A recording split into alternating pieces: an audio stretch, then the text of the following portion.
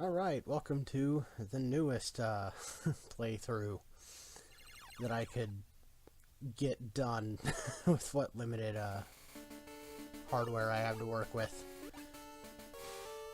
And I decided to go with another RPG, another JRPG.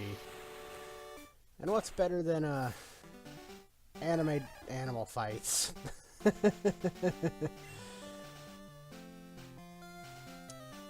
Gotta set the battle style to set, because I have hair on my chest.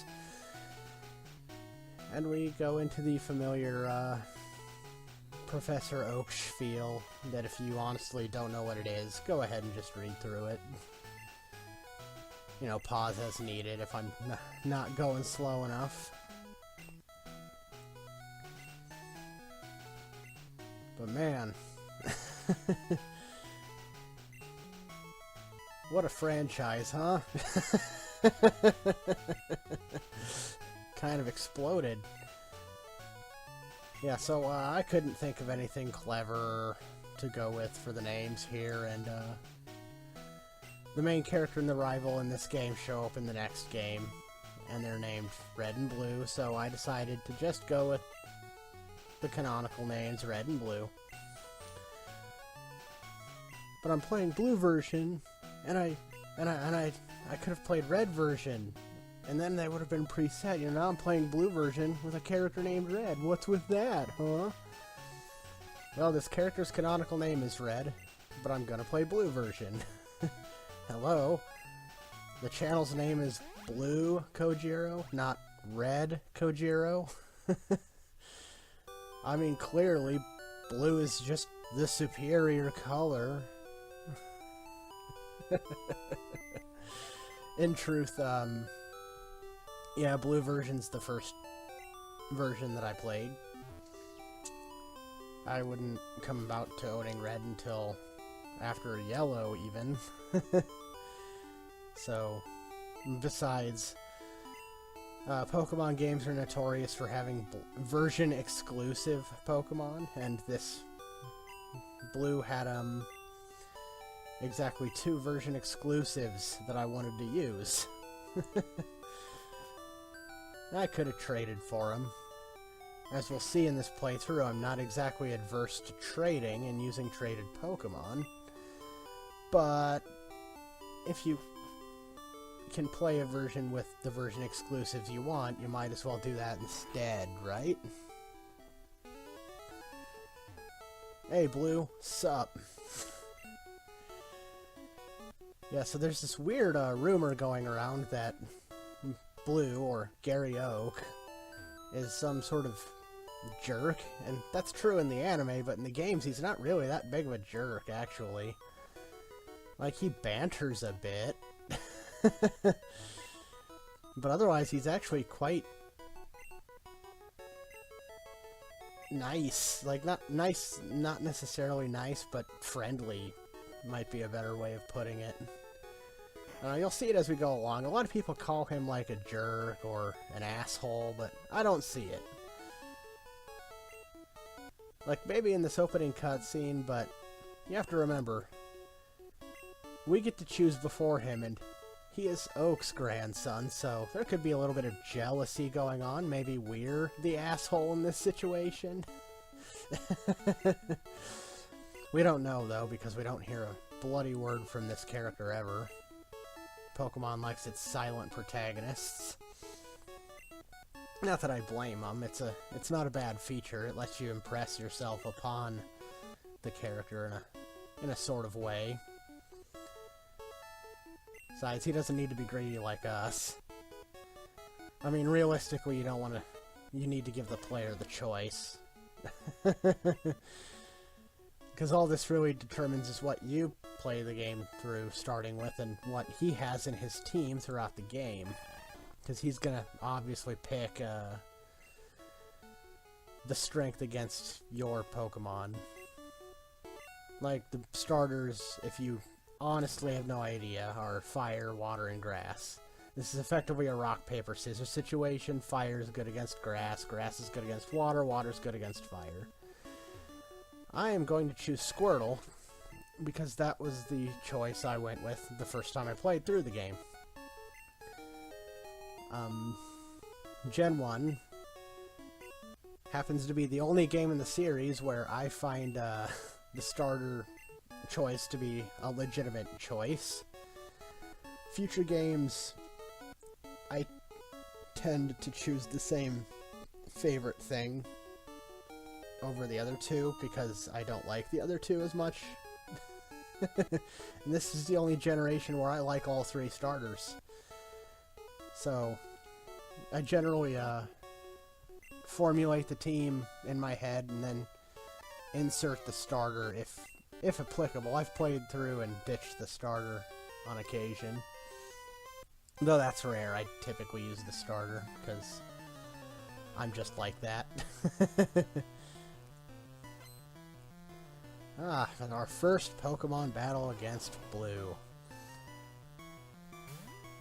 When you pick Squirtle, this fight is a bit of a coin flip. His Bulbasaur is more than capable of manhandling you.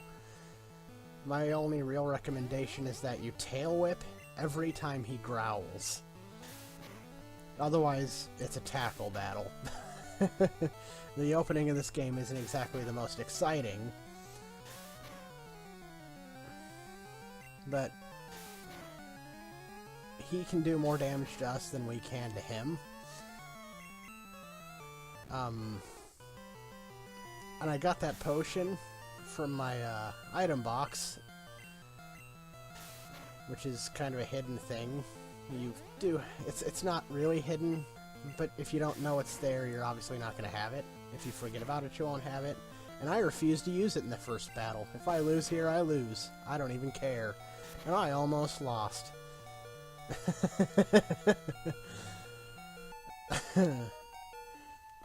Real talk, this is probably the hardest of the first rival fights in the entire series. Like, they get easier after this point, I generally find. In fact, Gary, for the most part, is the hardest rival in the series. Sorry, I might accidentally call him Gary from time to time, because it's Gary Oak. And I named him Blue, because it's the video games and not the anime. But I find that Blue is generally the hardest rival in the series. Maybe, arguably, at times, Silver is harder than Blue. But after that, they become laughable. And I should mention that I haven't played anything after Black and White. So, I guess if they become harder after Black and White, then I wouldn't know. So, correct me if I'm wrong, but that's how it goes.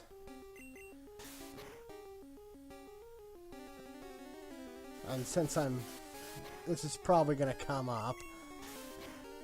You know, I thought you hated 8-bit graphics. Yeah, and I'm not actually allowed to complain about 8-bit graphics while playing this game because this game is either the exception to the rule or I'm an absolute hypocrite because I actually like this game's aesthetic. But it's also a Game Boy game, and I often like the 8-bit graphics in Game Boy games more than the 8-bit graphics of, like, an NES game. So take that for what you will.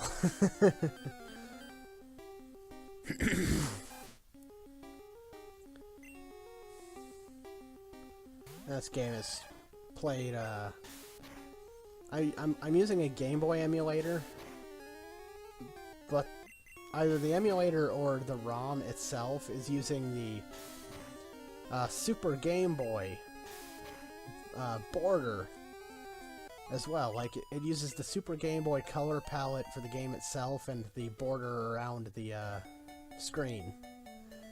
You know, I didn't make that. That's how it played on the Super Game Boy, which was a Super Nintendo cartridge that you could put Game Boy games in to play on your TV. which utilized a better color palette than the Game Boy Color did. Which I'm glad for, because this game is an eyesore when played on the Game Boy Color. And I didn't want to play it in black and white. That's no fun to watch.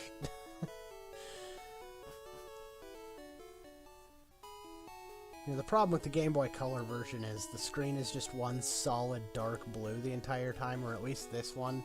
The areas change from color to color. But this old man won't let us buy. He hasn't had his coffee, he just woke up. And in the original Japanese version, he's hungover because he got drunk last night and is crabby because he's having a hangover. But we couldn't have that here in America. This game was marketed towards kids, and we didn't want people having hangovers in a kids game, I suppose. I'm not going to get into that level of censorship. You know, that's debatable. Feel free to, you know, state your opinions. I leave the comments open, but... Wow, yeah, okay. Sorry for any pauses there that may have occurred. The program I'm using to watch the video decided to, for some reason, only load the first 11 minutes and 30 seconds of an roughly 18-minute video, and I'm not sure exactly what that was about, but it only fixed itself after I renamed the file. That was weird. I don't even remember what I was talking about, but I don't want to get rid of any of the commentary up to this point, so... I don't know what the quality was, but, you know, we'll deal with it. Technical problems. Oh, I'm terrible at this. Seriously, that was weird, though. Whatever. We'll move past it. Nothing of particular value's been happening anyway. You enter the shop. Yeah, that drunken old man won't let you pass. And when you enter the store, they won't let you buy anything. Instead, they give you, like, a package for Professor Oak, and you have to deliver it to him before you can buy things and move past the drunken fool. Or at least, the hungover fool, as the case may be.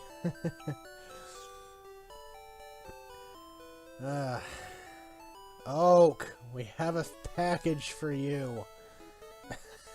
Why didn't you have it sent to your lab? Why did you have it sent to one town over? It's because Oak knew this was going to happen. He just wanted us to do something for him instead of having to go answer the door for a delivery boy. Oak's just being a lazy old man. Anyway, he called Blue back here, and I guess we just showed up at the right time. Because he has an invention, quote-unquote invention, called the Pokédex. I don't know how this thing functions or what he means by invention or whatnot, because, like, as we travel around the land, if we catch something, it fills in the Pokédex page. Which tells me the information was already in there in the first place. But apparently it's incomplete. But I don't know how this works. It's video game logic at its best. You know, you have to fill out them pages by catching things and evolving things. And before any of you nerds chime in, that it's not evolution, it's metamorphosis. They mislabeled it as evolution. Yeah, it's evolution. In the world of Pokemon, metamorphosis is known as evolution. So take that and shove it. Even though I agree that metamorphosis is just a cooler sounding word.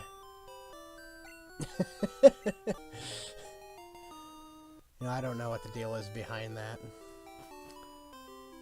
So the biggest difference between red and blue is blue got his first Pokemon and his Pokedex, and then started his epic adventure. A great trainer, ready to fill out them Pokedex entries. Red went home and took a nap. In all fairness, Blue is the better trainer. The fact that we beat him as often as we do in this game is a great injustice.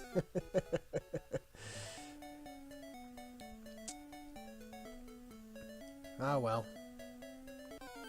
Blue may have dedication, but I've got pure talent.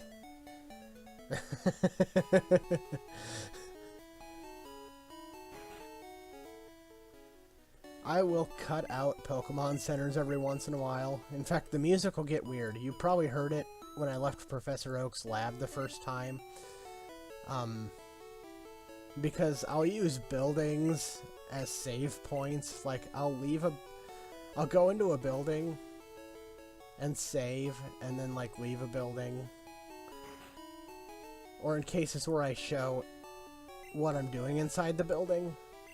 As soon as I leave, I'll, like, stop recording and then go back inside and save.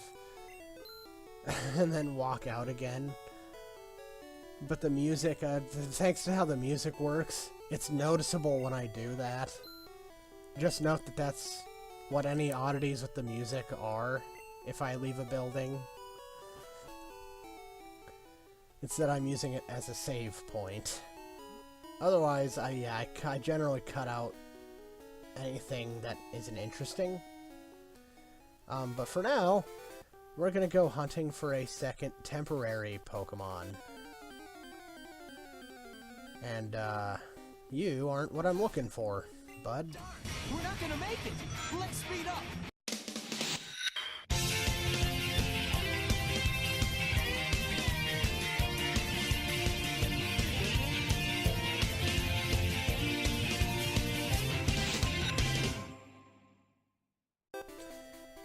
You know, Spearow isn't that hard to find, but Nidoran male is. And I frickin' ran into a Nidoran male before a Spearow. And mind you, I wasn't thinking of it at the time. I should have caught that male instead of going for the Spearow. Because I'm only going for the move Peck. That's all I need. And Nidoran male is a better Pokemon than Spearow. And he learns Peck. Oh well, it doesn't matter. I wasn't going to use either of them anyway. It's just 5% chance of finding a Nidoran male in blue. And this is the one playthrough where I'm not actually looking for it. Again, though, I forgot that it learned Peck. So, but also, like I said, it ultimately doesn't matter. The Spearow's temporary as it is. And so I'm going to go grinding off screen. I'll do that between videos, and see you next time. Goodbye.